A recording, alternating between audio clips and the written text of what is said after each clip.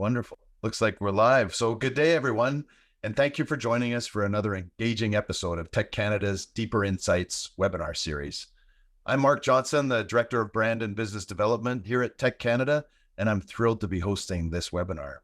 Today, we're joined by Craig Weber, whose mission is to help people build more healthy, engaged, and adaptive organizations. Through his best-selling books and impactful collaborations, Craig fosters environments where dialogue is not just an art, but a disciplined skill aimed at enhancing workplace and community dynamics. Craig's recognized globally for his contributions to the field of human resources, including being named to one of the global top 100 human resource influencers by Engagedly.com in 2021. Craig's expertise has also been acknowledged through numerous awards from both Vistage International and here at Tech Canada as one of our leading thought leaders, underscoring his profound impact on leaders and organizations across the globe. So get ready to immerse yourself in Craig's deeper insights for transforming your conversational approach and unlocking the full potential of your teams to make a lasting impact in your business and beyond. Let's welcome Craig Weber to the virtual stage. Over to you, Craig. Thank you, Mark. That was very kind. Yeah, fantastic. Glad to be here.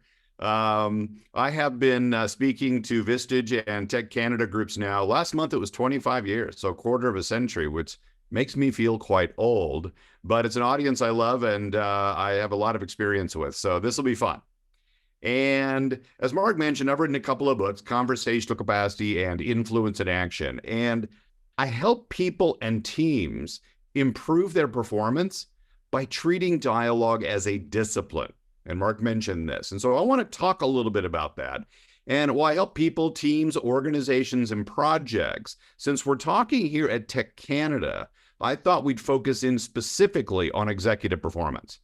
You know, Tech Canada's really working to help build better CEOs and better executives so they're leading businesses in a much more effective way. And so let's dial in on the work I bring to the table and how it can help in that arena. And when we think about building really effective organizations, teams, and leaders, there's kind of a missing piece of the puzzle, a component to this challenge that often doesn't get nearly the attention it deserves, partly because we lack good rigorous constructs for even making sense of it. And I describe this missing piece of the puzzle as something called conversational capacity. And so I thought we'd spend a little time here this morning talking about conversational capacity. What is it? Why does it matter? How do you build it? And then I'll leave plenty of time at the end for questions, although you're certainly welcome to ask questions during the session as well. We can keep this kind of loosey-goosey. I'm not going to use PowerPoint. I've always kind of, if you've heard me speak there in Tech Canada, I don't use PowerPoint. So we'll just use the flip chart here and keep it very conversational. I may throw some things in chat as well, depending on the questions. So what is conversational capacity? Let's define our terms, and I'll define it in more than one way. So I'll give you first what I call the dictionary definition. If I'm flying on a plane and someone finds out I wrote a book called Conversational Capacity, almost always the next question is, what's conversational capacity? And I would say, well, it's the ability. And this could be of an individual or a team. So it's an interesting framework in that it's both an individual and a collective competence. But it's the ability to have constructive, learning-focused dialogue about difficult subjects in challenging circumstances and across tough boundaries. So constructive, learning-focused dialogue about difficult subjects in challenging circumstances and across tough boundaries. And I'd argue that the more difficult the issues you're facing and the more challenging the problems you're trying to solve, the more aggressive the strategy you're trying to implement, or the more challenging the change you're trying to orchestrate, the more important a variable this will become in your team's performance. It's also important when there are strong differences in things like cultural background, personality, position power, or perspective around the table. It'll become an even more important variable in those circumstances. And so high conversational capacity, a team of people can put their most difficult issue on the table and do really good work around it. Whereas low conversational capacity, it turns out, a minor difference of opinion will derail a meeting. So you can have a lot of the other factors in place. I got the right people around the table. I've got a really good product or service. We've got a killer strategy in place, and we have all the resources we need at our disposal. But even with those factors in place, if conversational capacity is too low, it's going to underperform, sometimes rather dramatically. So in this sense, sort of a linchpin competence, you could say, for building organizations and teams that really perform when you need them to, but it's not on our dashboard. Again, partly because we're just, we don't have frameworks for making sense of it. So I'm working to change that. And so constructive learning-focused dialogue about difficult subjects in challenging circumstances and across tough boundaries. That's one way to think about the discipline. And I'd encourage you to take a minute, maybe reflect on where right now in your organization or in your team would higher conversational capacity be an advantage. Places where there are difficult decisions, change taking place, maybe there's friction between specific people or groups. You could also think about external relationships, partners, suppliers, customers, and where higher conversational capacity might be a useful thing. So the more you can connect this to your context, I think the more value you get out of the presentation. All right, so that's one definition. Let me give you a second way of thinking about the concept. And this one's a little more visual. I'll use the flip chart. It's also the core idea in my work. Imagine you're in a meeting. I don't know where these little thumbs up are coming from. Thank you, Zoom. Imagine you're in a meeting where a really difficult issue is being addressed. There's a really important decision you and your team are grappling with. As you're grappling with that decision, you want everyone fully engaged and fully participating, right? You want everyone to bring their best thinking to the effort. In that situation, there's a place you want everyone working and communicating with each other. And it's a place I describe as the sweet spot in a conversation.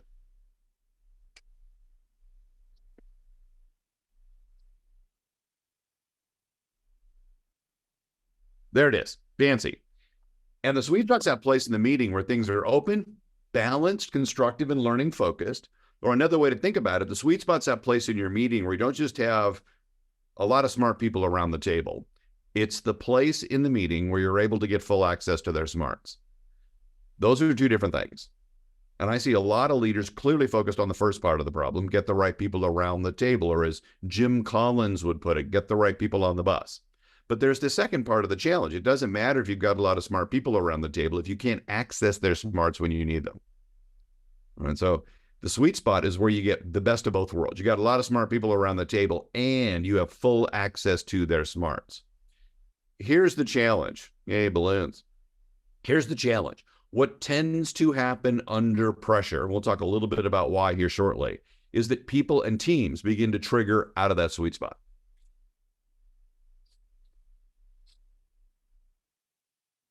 And you've probably seen this in a meeting, perhaps even recently, where something really challenging or difficult comes up, and suddenly you notice some people on the team start shutting down, and in that same moment, other members of the team start heating up. It's like, there they go. And so we could define conversational capacity as the ability to stay in the sweet spot under pressure, right? Even when there's a lot of centrifugal force trying to throw us off balance. And I think this begs the question, what's going on in that sweet spot? What makes it such a productive place to work and spend time? And the way I describe it, it's the place where two critical variables fundamentally are in balance. And if you're in a room full of people with high conversational capacity, one thing that is not in short supply is candor. The conversations are honest, open, forthright, and very direct. You're not wondering what your colleagues are thinking about the issue on the table, because candor is extremely robust. That's important. It's hard for smart people to work smart if they're not being candid, if they're not speaking up, if they're not putting their ideas, their concerns on the table directly. However, unfiltered, unhinged candor is not a good thing. There's a lot of that going around these days. And so candor is not enough. In the sweet spot, that candor needs to be balanced with lots of curiosity. We want people who are open-minded, inquisitive, intellectually humble, eager to learn. So in a meeting with high conversational capacity, when there's a strong difference of opinion around the table, you don't see people getting defensive. You see them getting interested. Okay, my colleague over here hates my idea. This just got interesting. What are they picking up on? What are they seeing that I'm not? That's a good place to operate. And so that's what we want to do, is build our ability, the discipline to stay in that sweet spot, both candid and curious under pressure. The problem is what tends to happen under pressure is we drop one pole or the other. So if I'm in that meeting we just described with you and I let go of candor, I slide out of the sweet spot and become overly guarded and cautious. I'm just sitting there not saying something I really ought to be saying, not contributing in a way I could. If I trigger out of the sweet spot the other direction, the problem's very different. The farther I move out of the sweet spot that way, the more arrogant and argumentative I become. Because less and less and less curious, my mind is shutting, but my mouth is still open. And so we need to develop that ability to stay in the sweet spot, even in circumstances where we would tend to drop one pole or the other. We'll talk about what that looks like. And so that's kind of the core idea. And I think if you're an executive, this is a really important thing to build, because when we leave the sweet spot, we have even more of an effect on our team. And so we talked about, the first definition, constructive learning focused dialogue, about difficult subjects in challenging circumstances and across tough boundaries. Some of those boundaries are obvious: functional boundaries, geographic boundaries. There's also things like cultural boundaries or personality. Those can be tough. But the hierarchy is a particularly challenging set of boundaries to work across. And so one of the things I point out in my work, especially when I'm working with tech groups or CEO peer groups, is that nothing lowers conversational capacity more predictably than the presence of authority. That's a problem. My job as a leader is to build an organization that's really performing well. The problem is I walk in the door in the morning, it tends to perform less. Right? My job is to pull people toward the table as a manager when I'm trying to wrestle with a tough problem or make a tough decision. The challenge is when I sit down in a meeting, people tend to pull away from the table. And it's not necessarily your fault if you're an authority figure. Just the mantle of authority you carry with you will have the effect. Now, if you add to that dominant, aggressive, dismissive, or it turns out even ambiguous behavior, you compound the problem. But just our presence, just the fact that there's what they refer to in aviation as a power gradient in the relationship, will cause the trouble. So one of the things I think is really important when it comes to executive performance is learning to carry your authority in a way that lifts rather than lowers the conversational capacity of the room. How do I do a better job of that? What's the work I need to do if I want to pull my people toward the table rather than push them away? How do I help my people bring their best ideas and their biggest concerns to the table, even when they disagree with my own? That takes a lot of discipline and a lot of skill, especially when you consider that authority alone tends to cause the opposite to happen. And so building our conversational capacity is really key. And I'll give you a quick example of someone who's done a better job of this, and then we'll kind of talk about the discipline behind what this executive did. So I spoke to a CEO group in Silicon Valley a number of years ago. And at the end of the session, one of the executives said, well, my biggest takeaway is I need to invite my engineers to challenge me more specifically. He said, I've got a brilliant group of engineers working for me. I have a boutique engineering firm. But if I'm honest, my weekly engineering staff meetings are just me holding court. I'm doing a terrible job at using the engineering talent around the table. So inviting them to kind of help me think through issues more deliberately, ramping up my curiosity, helping them help me think more clearly, that's what I need to do. So with one of the curiosity skills, he went back and started applying this in meetings. Well, I heard from him later. He said, I was severely disappointed because I expected this to be a game-changing new strategy, and it didn't work. It didn't work at all. And I said, so what'd you do? Well, he said, my COO had heard you speak as well that week. So I invited him into my office and I shut the door and I said, what's going on here? You see me inviting the engineers to challenge me. You see me inviting the engineers to push back on my ideas. Why isn't it working? And I could see my COO get very uncomfortable, like, ugh. But he rose to the occasion and said, okay, he said, if you really want the feedback, I'll give you 3 reasons you're unlikely to get any pushback from your engineers. He said, here's a big one. Your name is on the building. You own this company. And that you have a lot of authority here and people know it. 2, you have a degree in engineering from MIT, and in our engineering space, you're basically Matt Damon in Good Will Hunting. You're frighteningly intelligent. And so that makes you risky to go up against on an engineering issue in particular. And then 3, you have an aggressive personality. You hate to be wrong, right? So you like to argue. You like to get into it. If someone challenges you in a meeting, you tend to react in a pretty strong way. So he says, you couple those 3 factors together. Own the company, so you've got a lot of authority. You're hyper intelligent and you hate to be wrong. Don't be surprised when you invite your engineers to challenge you. They're not taking you up on the offer. And the CEO said that was without a doubt the harshest feedback I've ever received. And I said, so what'd you do? He said, well, I thanked my COO profusely for the feedback. I know that wasn't an easy thing for him to say to my face. And then I made a mistake. I went home and told my wife. And she is an HR professional in Silicon Valley at another firm. And she was like, what? You just figured that out today? You got to be kidding me. Come on. I could have told you that years ago. So she was somewhat, surprised that I had just figured that out. But she was really helpful. And so over dinner, she coached me. And he told me, I realized that if I want this idea of inviting my engineers to push back on my thinking to work, I've got to use training wheels. And I said, what does that mean? He said, I purposefully went back to my next engineering staff meeting with a big decision. I put it on the table. I told my engineers why I thought it was the best idea. And then I said, before I make this decision, I want to give you the opportunity to influence it, especially where you see things differently. So I'm going to leave the room for 30 minutes. When I come back in half an hour, have at least 3 concerns up on the board and let's work them through together. And he got up and left the room. So his presence wasn't killing the candor. He wasn't there in the room kind of affecting the engineering. So they had really open discussions. I also like the idea they said, put your feedback up on the board. That's more neutral territory. And then the third thing he did, he told me he came back into the room. He didn't sit up in the captain's chair where he would normally sit. He sat at the far end of the table and threw down a pad of paper and just said, what'd you come up with?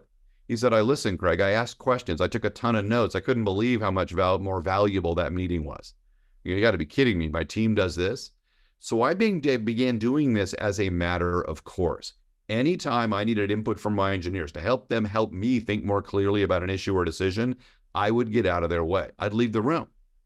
Sometimes 10 minutes would be more than enough, sometimes much longer, depending on the issue. But he said you wouldn't believe the difference it made in the quality of those meetings. I was getting so much more value out of them. I was looking forward to them like I never have before.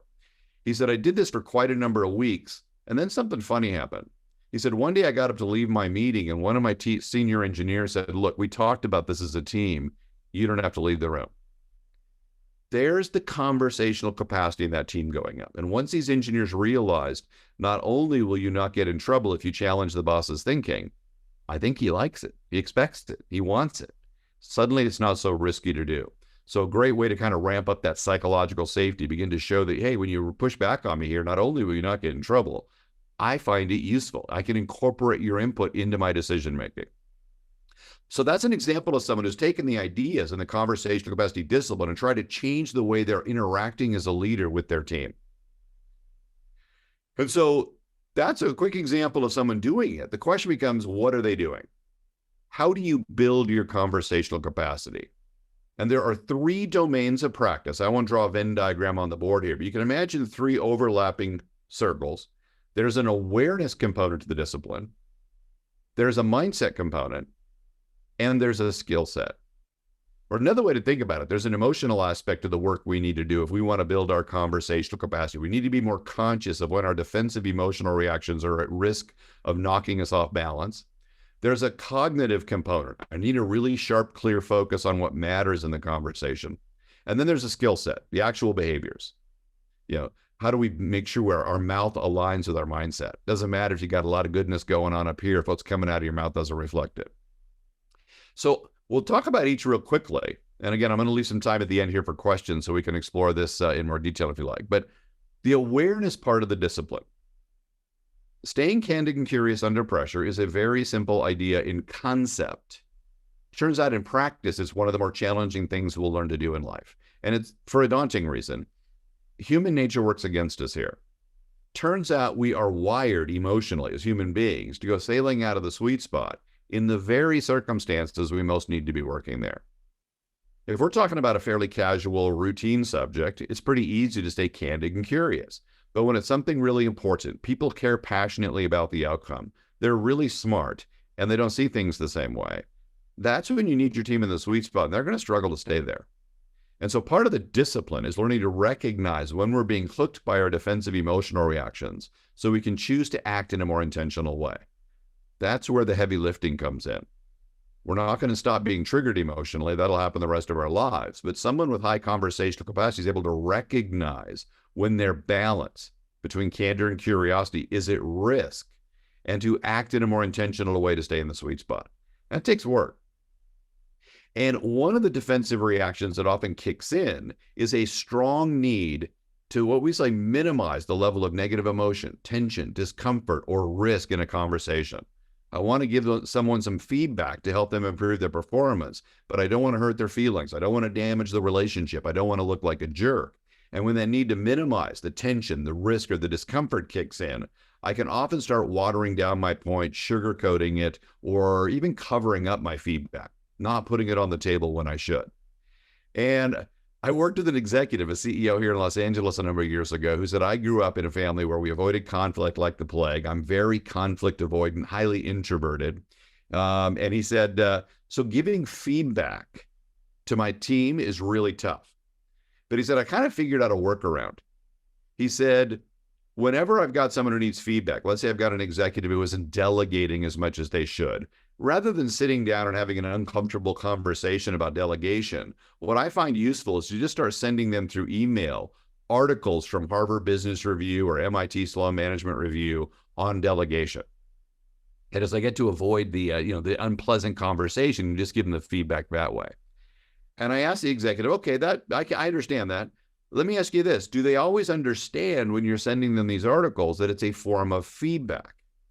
And they said, yeah, I think sometimes they do. Sometimes maybe they don't. And I said, well, what if they don't? He said, I just send more articles. So when you talk to his leadership team and say, what's it like working for this guy? And they say, oh, he's a big reader. Yeah, he's always sending us stuff. So I thought that was an interesting example of someone who's out of the sweet spot, not being as candid as they need to be. And they're using articles to give the feedback rather than a real conversation. And people are completely misreading, at least part of the time, what his motives or intentions are. You also see executives on the other side of the chart where candor is not a problem, but they come across kind of like this engineering leader, aggressive, don't want to be wrong. They're trying to push their ideas really hard. They can dismiss views they don't like. And so sometimes what gets in the way of our ability to stay in the sweet spot isn't a need to minimize the level of tension or discomfort. It's just need to be right, to get our way, to sell our view. And when that need to be right hooks us, curiosity tends to go out the window. And we tend to go into raw, unadulterated advocacy. We're not listening. We're dismissing views we don't like. We're putting our ideas on the table as if they're an absolute fact and other people need remedial assistance if they don't agree with us. And when you're an authority figure acting that way, you can push a lot of people away from the table. And so part of the discipline in building our conversation capacity is learning to catch it quickly when that need to minimize or that need to be right, the need to win the conversation begins to hook us. And so you want to be able to catch it when it's barely a speed bump and not when you're highly emotionally flooded and it's going to take a lot more work to calm down. And so, paying more attention to the situations, the issues that tend to trigger us is one of the core skills. Become more conscious of what is it in a conversation or meeting that tends to throw me off balance so that I may still get triggered, but when it happens, it's not as big a deal. I'm able to catch it quickly and then choose to respond in a more productive way. And so this helps explain why someone reviewed my first book online a few years ago and said conversational capacity is, in essence, operationalized emotional intelligence. People are learning to monitor and manage their defensive emotional reactions in a much more deliberate, disciplined way. All right. So you're in a meeting. Someone says something that kind of pushes a button and you get triggered by your need to be right or your need to keep things comfortable. Your first job is to recognize it. Oh, there it is. Okay. What you would then do is move to that second domain, refocus back on what matters in the conversation. And so the conversational capacity mindset provides just that, sort of a conversational North Star. I need to be very clear on what's going on here and what matters in the conversation. As Nate Silver would put it, if you've got a really clear mindset, you're better able in a heated conversation or meeting to separate the signal from the noise. And what matters in the conversational capacity mindset is not being comfortable, it's not being right, and it's certainly not getting an ego massage. The core value, what we need to care about most is learning. I want to learn. I want to think more clearly. I want to make the smartest choice I can about the decision we're trying to make or the problem we're trying to solve. And so learning is what I need to be locked into. And if learning, thinking clearly and making smart choices is the primary objective, something else now becomes important to us. And a member in Tech Canada will get this immediately. This is where you see the overlap with the work in the peer group.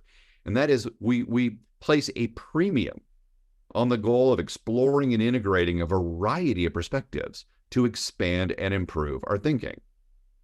We don't tend to expand or improve our thinking by talking to people who see things the same way we do. We tend to improve our thinking by talking to people who don't. People who see the world through a different lens. Now, that may not make us comfortable, may not make us feel right all the time, but it's going to make us smart quick if we're able to do it. So in the conversational capacity framework, we're not just exploring and integrating a variety of perspectives to expand and improve our thinking. We're actually doing it with an intentional bias. And we talk in my work about this really core idea of leaning into difference. We're not just tolerating it. We're seeking it out. We're looking for it. That's where the aha moment is most likely to get sparked. That illuminating experience of having a blind spot in your mental map of reality suddenly illuminated. Oh, I never thought of that. That's a great idea. That rarely comes from a like-minded individual. It's far more likely to come from someone who sees the world differently. And so this notion of leaning into difference is a really key idea. And there's a lot of difference we can exploit, say, in a meeting if we know where to look. Some of those differences are obvious. Functional differences. I got a finance background. What's the engineering team think? Or I've got a sales background. Where's operations at on this issue? So you're always wondering who's got a functional lens that might teach me something about the problem. I'm not obligated to agree with their perspective, but their perspective might teach me something about the issue we're grappling with here. So it's not about agreement. It's about learning. There's also other differences. I saw someone in a meeting one time say, look, I've been here for 20 years. I tend to have really strong opinions about how things should look and run. I'd like to hear from a couple of the newer members on the team. You might be looking at this with fresher eyes than I am. I actually saw someone's tenure as a difference they might exploit for learning. Personality differences can be a big one. And this is why, personality typologies or behavioral typologies like predictive index or DISC or Myers-Briggs can be helpful, because they help you recognize there are differences around the table that aren't as obvious on the surface. If I have a really strong optimistic personality, for example, I always look at an issue as a glass half full situation. I might recognize that I need to lean into my more critical-minded colleagues on the rim, who's got a higher degree of pessimism. That might be a useful lens for me to entertain to help balance out my overly optimistic view. So difference of all sorts. Now, it's a Venn diagram, because it's hard to learn from difference if I'm being triggered defensively and, avoiding people who see the world differently. So if I leave the sweet spot and become less candid, it's hard to learn from difference because we're not talking about our difference as much. And it's hard to learn from difference if we're out of the sweet spot the other direction and butting heads with it. So we need the awareness to monitor and manage our defensive emotional reactions, because if we don't, we're unable to learn from difference. Our defensive reactions will swamp our ability to engage with people who see the world differently. So that's why it's a Venn diagram, awareness, mindset, skill set. These things play off on each other. We also find that when someone has a really clear, sharp focus on learning, they're less likely to be triggered defensively. Because when someone disagrees with me in a meeting, rather than get defensive or upset or argumentative, I tend to get more interested. Ooh, someone disagrees with me here. This just got interesting. What are they picking up on? Let's explore that. And so that's why these things are these domains of practice in the conversational capacity discipline are related. So leading into difference. I will throw an article in the chat here that you might find interesting. This is leaning into difference. So if you're interested later, you can check this out. It talks a little bit about that mindset and why it's so important. All right.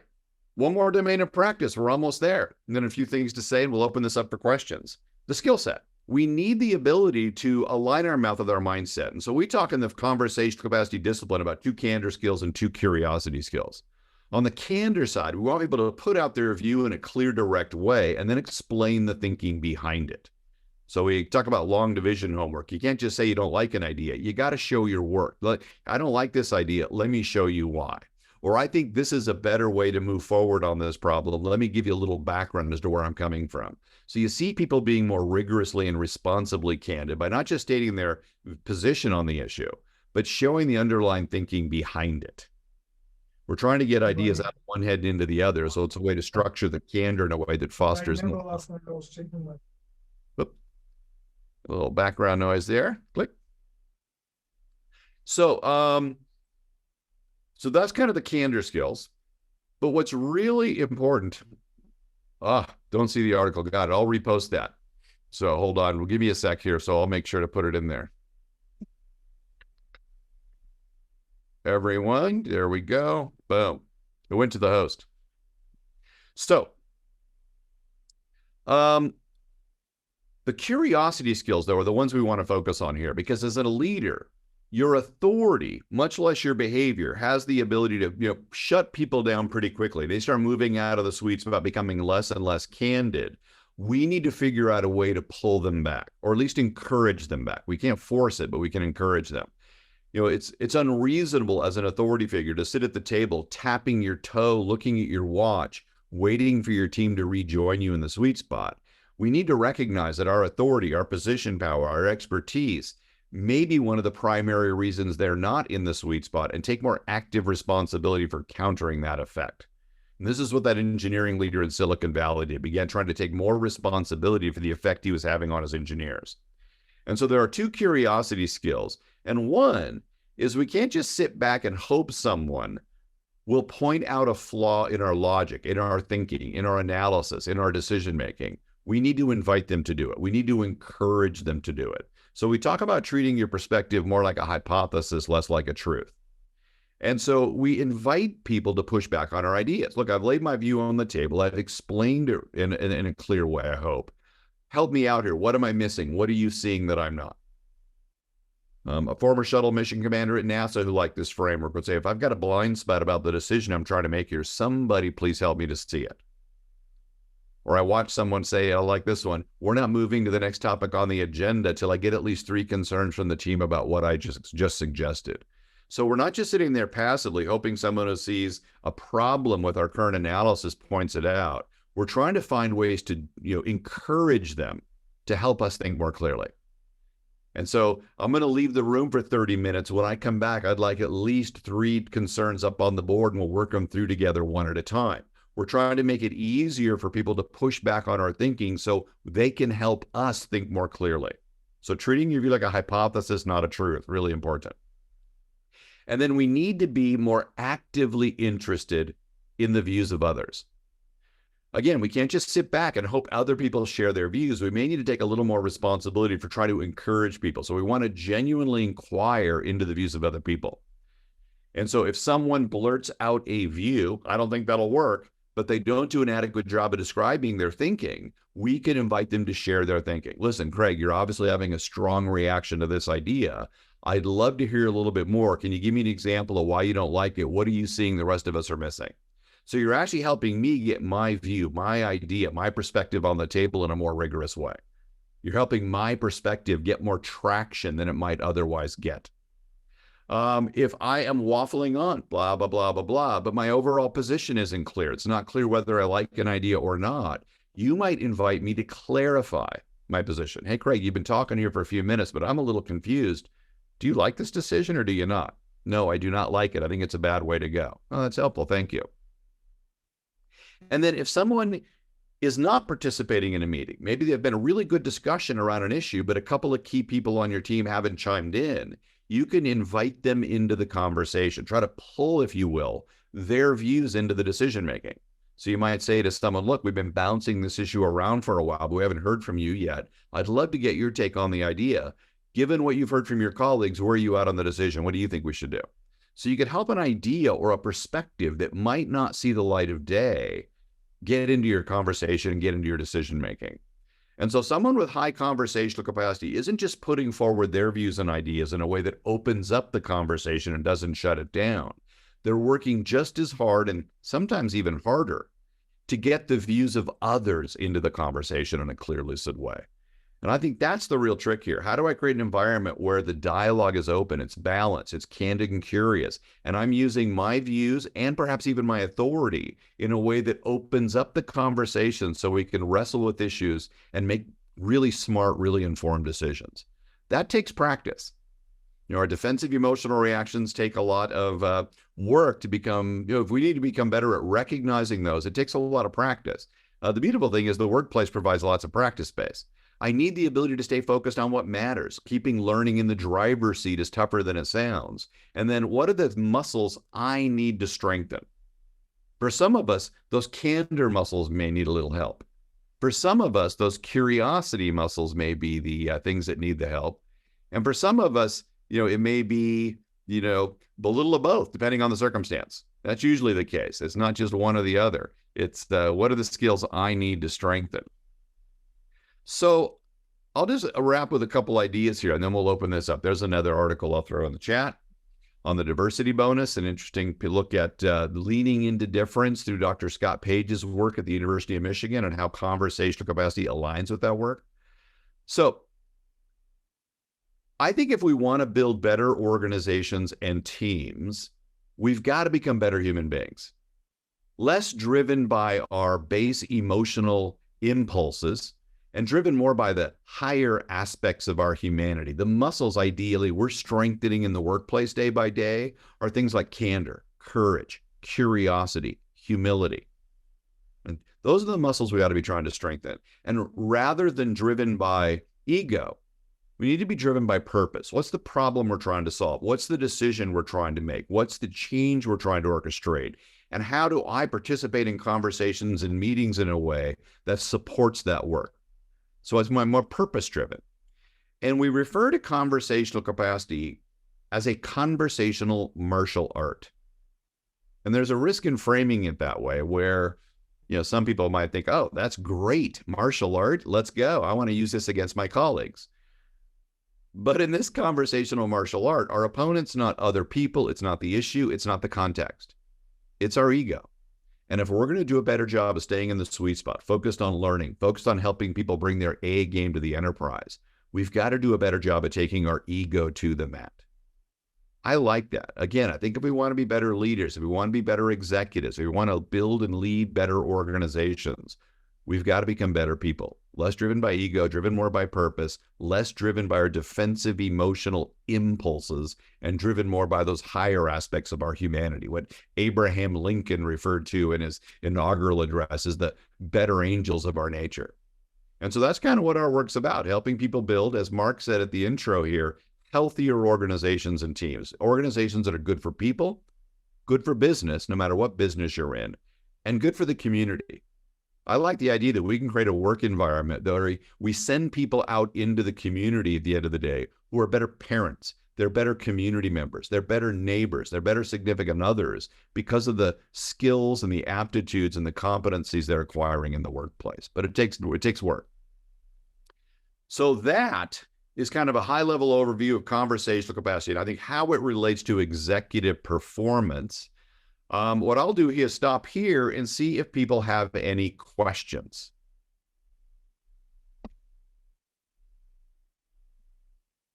None coming through just yet, Craig. There we go. My video just popped back on again. If anybody does have questions, please do type them. We've got a number of people on Zoom with us as well, hence some of the balloons and the thumb up icons, I think, that rolled through. Sorry for that, Craig. But if you do have questions, please feel free to enter them online. I got a couple of I was taking notes feverishly, Craig, and that's what I love about these types of conversations and particularly the webinar that you just gave us, because it all boils down to a lot of self-awareness about a leader, right? And the ironic thing that I saw, or that I started to think about through this, was that so many leaders do have great self-awareness, but then that can almost disappear when they get into the heat of a meeting. So it's really that capability to identify, okay, I'm triggered here. I don't agree with you. I think you're out to lunch, but I got to listen, right? Well said. Yeah, and I think that's why I describe it as the capacity. I may have the capacity to be self-aware under low stress, but under high stress, that capacity goes out the window, and suddenly I'm in a defensive, automatic, knee-jerk reactionary mode. And so I think, what's your capacity for maintaining that self-awareness under pressure? For some people, it's quite high. For some people, it's quite low. So that's a great point. We also have a question from Lori here in the chat, I noticed, and she talked about, DISC. You've got high D, let's say, and then you got someone else who's S.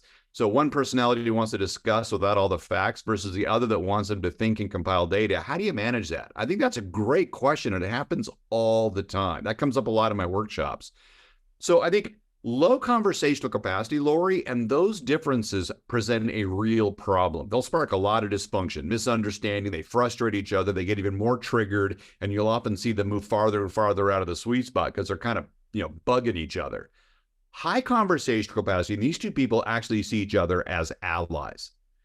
So one of them might say, look, you know me, I like to move quick, and sometimes I like to undercook a decision and not do it as much justice as it needs. So if you suspect we're undercooking a decision or not really wrestling with it adequately, you're going to be more sensitive to that. Raise your hand, call attention to it, and help us kind of maybe spend a little more time on it. I'm going to be really sensitive when we're overcooking something. We're in analysis paralysis. We're talking about the same idea for the third time. So what I can do is raise my hand if I think we're getting stuck in the weeds. And if we work together in the sweet spot, we can help the team, not underdo it, not overdo it, but kind of stay in a productive place. The three little bears, right? We want that decision-making time and investment and energy to be just right. Love it. Thanks, Craig.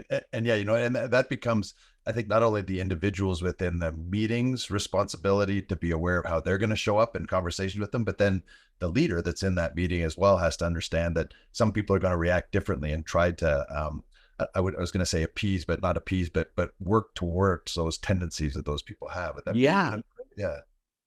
Yeah. So again, we got this team with this eclectic mix of people. They got different personalities, different cultural backgrounds, different educations, different areas of functional expertise.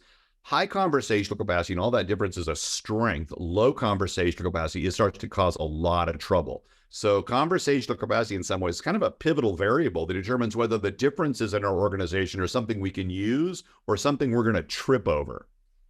Right. Yeah. Yeah, very cool.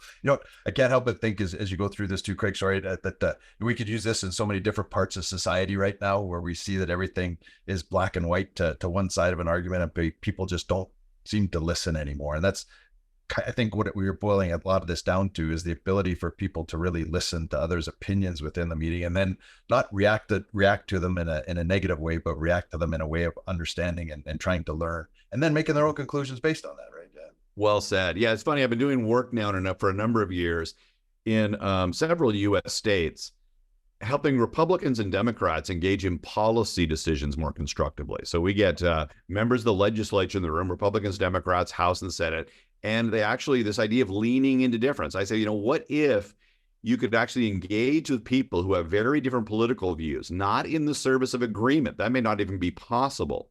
But by engaging with them, you might expand and improve how you're thinking about the policy issue you're grappling with. You might have a more nuanced idea. And I never thought of that. And we actually have repeat customers. The good news is we get a lot of people who come back time after time because they want to do more practice with this. So it's not all bad news out there. But I definitely think the political dynamic, especially here in the U.S., is going in the other direction. Highly polarized. People aren't listening. There's tremendously low levels of curiosity. There's not as much evidence-based reasoning taking place. And so I think, yeah, you're right. There's some use for this beyond the workplace. That's for sure. Totally. And leaders in organizations throughout society, I think we owe a right to the people that we work with to exercise that capacity as opposed to ignore it too. And then hopefully they meters off, right? Yeah. Another great question from Lori. Lori's great. Size of group, does that matter? I think it's a variable to consider, right? If you've got a much bigger group and you're wrestling with an important issue, you may need to slow down and maybe even break it into smaller groups. So you might put an idea on the table, explain it, and say, okay, break into triads for 15 minutes and wrestle with this question, and then let's come back and hear what you have to say with. So you can kind of take a larger group and get them engaging the issue in more bite-sized chunks and then pull their feedback into your decision-making. But that may take a little more time and have to be structured differently. Whereas in a small group, you've got fewer views to wrestle with. So you might spend a little less time on it and be a little less structured. So yeah, it can be a variable you need to manage. You can do it in a big group, you can do it in a small group, but the way you structure the learning might need to be a little different for each.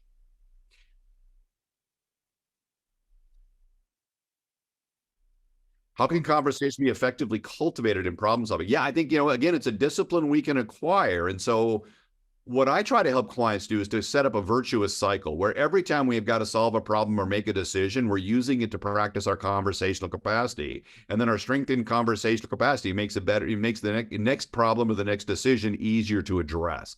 And so use the problem solving as your practice space, and having shared framework, shared skills.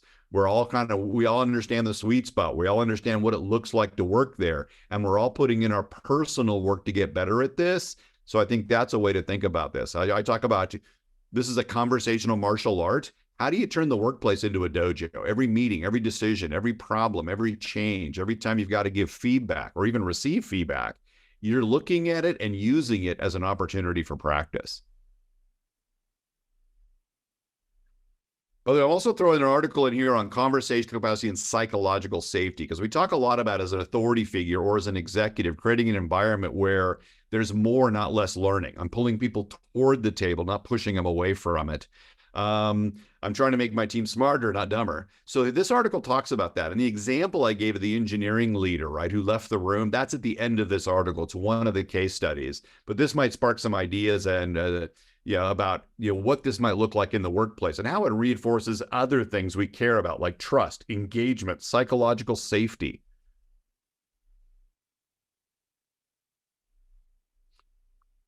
Another question, it's not in the chat here, but I'll throw it out, that comes up a lot, especially when I'm working, say, with a tech group there in Canada, is this about agreement? Are you saying, Craig, get people in a room, lean into difference, and explore different perspectives in the pursuit of agreement and consensus? No. It's about helping whoever's responsible for making a decision make the best decision possible. So if you're making a decision, you want to orchestrate a conversation in the sweet spot so the team can help you think it through in a more clear-headed, rigorous way. If you're helping someone else make a decision, you want to try to engage in a conversation that pulls people toward that sweet spot to help the person making the decision wrestle with it in a more clear-headed way. So let's identify what's the decision we're trying to make, who's making it, and then let's make sure we're working in the sweet spot to help that person make the smartest choice possible. And it's not perfect choice. It's the smartest choice possible given the constraints, data, time, etc. So, I like an executive at Boeing I worked with years ago said, all decision making is like blackjack. You never have all the information you like. So it's about helping whoever's making a decision make the smartest decision possible. And the only way you can do that is through good conversational capacity, where you've actually got diversity of opinion around the room to make that best decision, as opposed to making a gamble on it. Yeah, I love it. Well said. Well said. Yeah, I want to be exploring and integrating as many perspectives as possible to help me, make the smartest choice. Especially people who tend to see the world differently. There's where that idea of leaning into difference comes from. I learn more from difference than I do from sameness. Just another question here from Lori, I think. She says, I often get asked by CEOs, when do I know that I have had enough conversation to make the best decision? I often worry if I decide too soon. Yeah, great question. That's always a tough one. I think, so if it's a really complex decision and there's a lot riding on the outcome, you might want to invest a little more time, but there's a risk in taking too much time, right? So waiting for the perfect decision can be a real problem. I also think that we often think of decision-making as decide and then execute, but often it's more like sailing, right? We've got to tack. Whereas Kurt Lewin, the great social scientist, said the best way to understand a system is to try to change it. And so I think sometimes we need to be willing to step into the decision, make it, move forward, see what we learn, and then regroup, right? So there's this idea, it's less like classical music where every note's perfectly scripted and more like jazz. In fact, a great friend of mine and a colleague I've worked with for years, Frank Barrett, wrote a book called Yes to the Mess, Surprising Leadership Lessons from Jazz. And he talks about this, having kind of an improvisational agility. And so I think when we realize, hey, if we make a decision and then we learn maybe there's a new variable we hadn't considered, we can come back and kind of regroup. So it takes some of the pressure off you when you think more like a jazz musician. We can improvise as we go. Then when you're thinking like a classical musician, we have to get every note perfectly scripted before we begin. Love that analogy. That's great. Maybe pause just for a couple more, see if there's any more questions that do come through here. Craig, in the meantime, Craig, I'm wondering, do you want to give people an opportunity to reach out to you if they have any further questions or want to dig in a little bit more with you? Do you have an email address or a website that you can give us that people could contact you through? Yeah, I'm easy to find. So conversationalcapacity.com. You're certainly welcome to connect with me on LinkedIn. I'm usually posting stuff there. Yeah, if you have any questions beyond today, don't hesitate to reach out. Wonderful. That's fantastic, Craig. I don't see any other questions coming in here, so appreciate your time. Truly do. If there's any parting words that you wanted to give our audience before we close off the webinar here. No, I think, the another question to think about is, what if no one else knows these skills? What if I'm the only person who knows this? I get asked that a lot, and I think it's a fair question. And so one way to think about it is you can't control every variable in a conversation or meeting. You can try to be a constructive variable. How do I engage with people in a way that makes the meeting smarter? How do I help people get their ideas on the table? How do I make the meeting a little less defensive than it would have been if I wasn't in the room? And so I just threw another article in there that I posted a while back that's been getting a lot of positive. Be a constructive variable. That'd be my challenge to everyone who's listening to this. Try to make every conversation and every meeting you're in smarter because you're in the room. Yeah.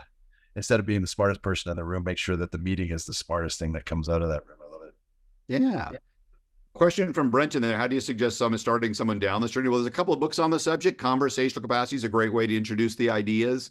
And so that might be one way to start. You can check out these articles and maybe spark a conversation with that. Blanchard, the Ken Blanchard companies, Blanchard now, they are offering a conversational capacity course that's really popular around the globe and being used by major organizations all over. We do workshops. So there's a number of ways you can kind of introduce some of these ideas into the teams and get them thinking about how they engage with each other in a more constructive, balanced, candid, and curious way.